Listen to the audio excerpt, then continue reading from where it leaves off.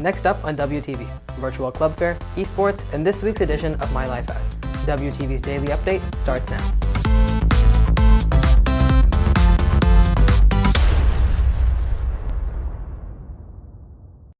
Hey there, Red Hawk Nation. Today is Thursday, October 21st, and I'm Varun Saravanan with today's Daily Update, brought to you by Wingspan TV. The annual club fair allows students to explore school-affiliated and non-affiliated clubs, but this year there have been a few changes. WTV's Alyssa Murphy has more information. In years past, clubs on campus have been able to advertise what their organization offers in person.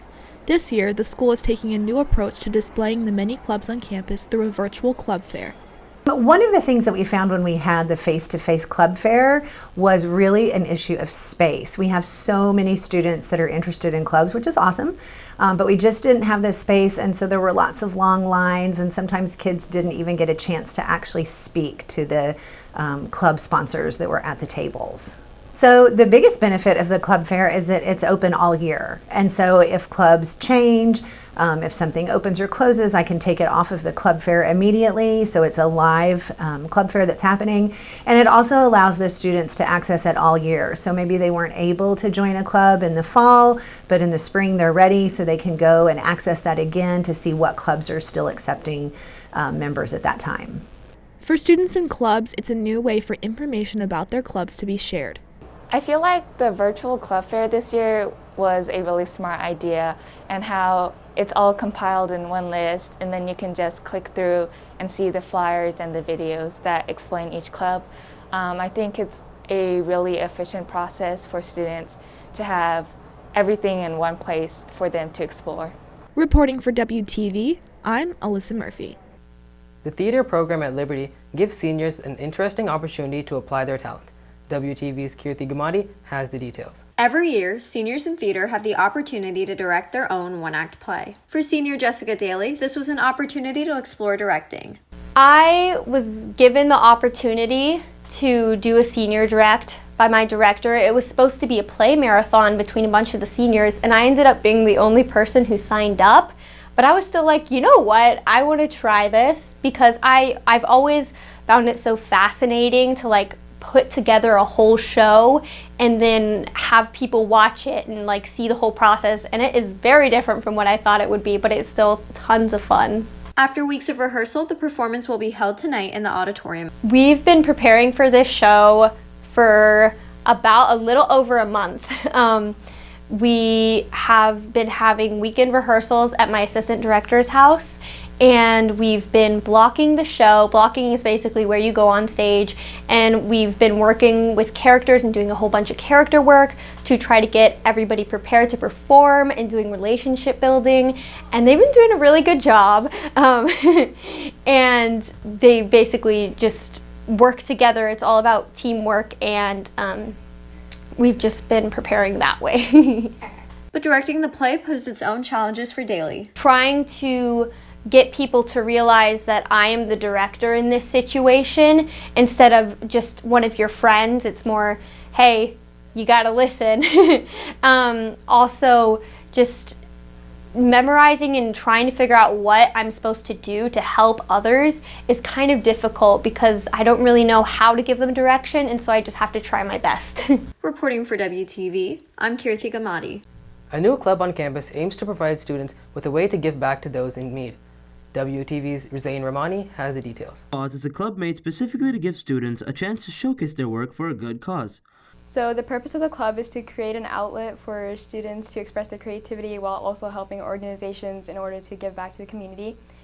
Students can use any type of creative art that they're interested in order to make items to donate to these organizations.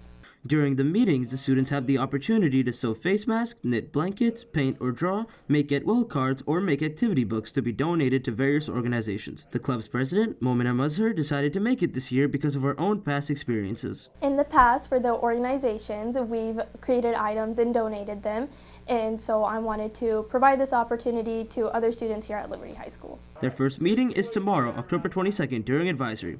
Reporting for WTV, this is Zain Rahmani. On this week's edition of My Life As, WTV takes a look into the life of basketball player Ty Stubblefield. So yesterday we went into basketball and we stretched. We did butt kicks, high knees, soldier kicks, things like that. A few sprints to get warmed up. And then we went into the weight room and we lifted for about 30 minutes. And then after that, the coaches had all of the teams split up into different gyms, varsity in one gym and then JV and freshman in another gym. And we just worked on getting ready for games and getting prepared for the season as we get closer to actual season.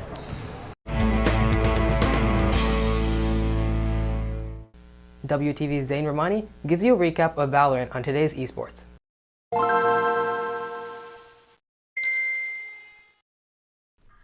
The Valorant varsity team once again faced off against Dripping Springs High School in Austin, Texas, this time winning with a match score of 13-7, leaving them undefeated with a season record of 3-0. This brings their placement to 11th out of 498th. Their next match will be on October 22nd at 6 p.m. on twitch.tv/LHSESPS. The Valorant Junior varsity team played against Southwest Miami High School in Florida, ending the game with a strong performance of 13-5, bringing their season record to 2-0, with a placement of 37th out of 498th. Their next match will also be on October 22nd at 6 p.m. on youtube.com/LibertyEsports. Rocket League had their first loss last week playing against Palo Verde High School in Las Vegas, Nevada, with a match score of 1-4. This brings their season record to 1-1 and their current placement to 207th out of 704. They're looking to bring it back next week on October 22nd at 6 p.m. on twitch.tv/LibertyESPS. Reporting for WTV Esports, this is Zain Rahmani.